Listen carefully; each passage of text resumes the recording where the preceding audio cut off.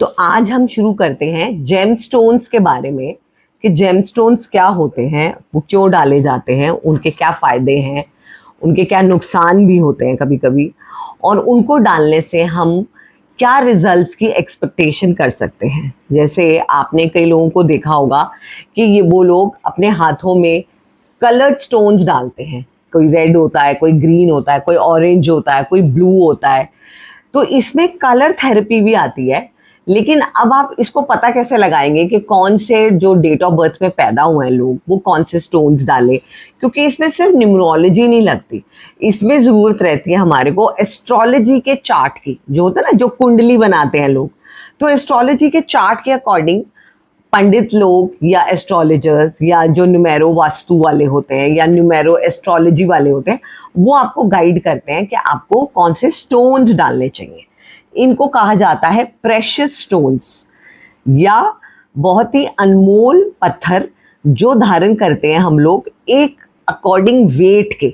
उनका एक वेट भी रहता है, कितना वेट डालना है, कितना वो रत्ती होना चाहिए, और वो कितना साइज कैसा होना चाहिए, गोल होना चाहिए, स्क्वायर होना चाहिए, ट्रायंगुलर होना चाहिए। ये सब डिपेंड करता है आपकी कुंडली के अकॉर्डिंग कैसे आपको ये जो अनमोल पत्थर हैं या जो प्रेशियस जेमस्टोन्स हैं वो कैसे डालने चाहिए। तो सबसे पहले मैं बताती हूँ जेमस्टोन्स करते क्या हैं। जैसे आप एक पिरामिड लेंगे, है ना, वाइट पिरामिड आपने देखा होगा, बाजार में आता है। जब उसमें से लाइट क्रॉस होती है तो आपको सातों कलर दिखते हैं, जो एक इंद्रधनुष में होते हैं ना, सातों कलर, जिनको हम कहते हैं रेनबो। और वो क्या रहते हैं सातों कलर? वो होते हैं विबग्योर, यानी कि वायलेट होता है, इंडिगो होता है, ब्लू होता है, green, yellow, orange and red. तो ये सातों कलर्स वो डिवाइड कर देता है prism from white light into all the several colours.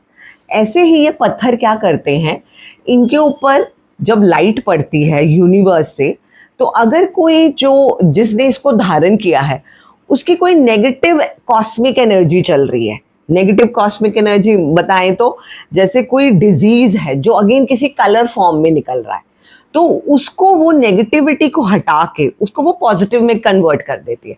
जैसे वाइट लाइट गिरी और वो पॉजिटिव हो गया।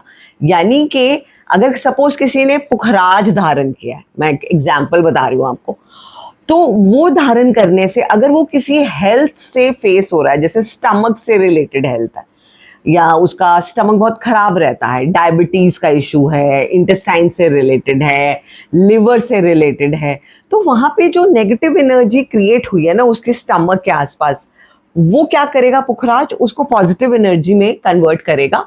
और धीरे धीरे जो धारण करता है उसको अनुभव होगा कि यस, मेरा अब पेट कुछ ठीक रहने लग गया। और ये जो हमारे जेमस्टोन्स होते हैं ना, इनका एक टाइम पीरियड होता है, ये नहीं कि सदा ही धारण करना है। फिर उनका एक प्रोसीजर होता है, उसको कैसे क्लेंज करना है, उसको कौन से धातु में धारण करना है, उसको शुक्ल पक्ष में धारण करना है या कृष्ण पक्ष में धारण करना है, काल कौन सा होना चाहिए, राहु काल नहीं होना चाहिए। ये सब जो जानकारियां हैं ये आप मेरे से ले सकते हैं when you see this gemstone की सीरीज। तो सबसे पहले मैं आपको बताती हूँ जेमस्टोन्स के वेट के बारे में, जो कि बड़ी ही अजीब धारणा रहती है बाहर कि कोई जितना जिसका वेट है उसके अकॉर्डिंग वो उसको रत्ती बनाते हैं। इसको रत्ती भी बोलते हैं, ग्राम्स नहीं बोलते, स्टोन्स को बोलते हैं कितना रत्ती का स्टोन डालना है। तो जो सबसे बेस्ट रत्ती का स्टोन होता है ना गाइस, वो होता है 3 से लेके 4.25 के बीच में फॉर एन अडल्ट जो 18 साल से ऊपर है, टिल लगा लो 70-80 तक। और बाहर के ज्वेलर्स या ये जो स्टोन्स बेचने वाले हैं वो क्या करते हैं, वो कहते हैं नहीं, आप 5 रत्ती से ऊपर ले लें, आप 6 रत्ती से ऊपर ले लें, ताकि उनको फायदा हो। जितना रत्ती बढ़ेगी उतना उनका वेटेज बढ़ेगा, क्योंकि वो हर ग्राम के रत्ती के अकॉर्डिंग उसका एक प्राइस लगाते हैं। तो इसलिए कभी भी 3 रत्ती के अराउंड शुरू करना चाहिए, टिल 4.25 4.5 रत्ती हद से हद आपको धारण करने चाहिए जेमस्टोन्स। अब हम बात करते हैं कितने जेमस्टोन्स हैं जो हमें पता है, वो है लगभग 7। तो मैं आपको इंट्रोडक्शन देती हूँ वो कौन से 7 जेमस्टोन्स हैं। तो सबसे पहले जो हमारे मोस्ट प्रेशियस स्टोन्स आते हैं वो हैं पुखराज।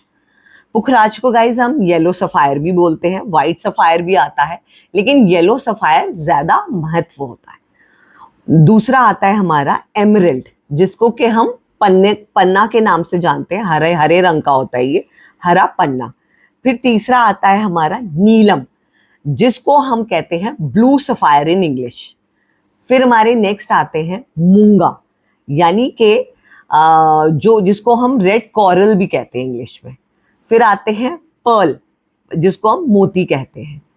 फिर हमारा नेक्स्ट आता है आर, यानी कि रूबी, जो रेड कलर का होता है, जिसको हम कहते हैं माणिक, यानी कि वो लाल रंग का होता है, लाल रंग का माणिक।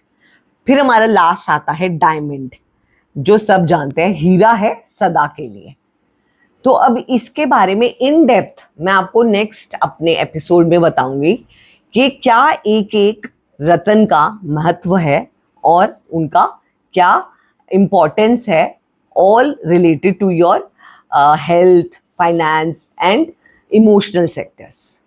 तो फॉलो करें और मेरे इस चैनल को खूब सारा प्यार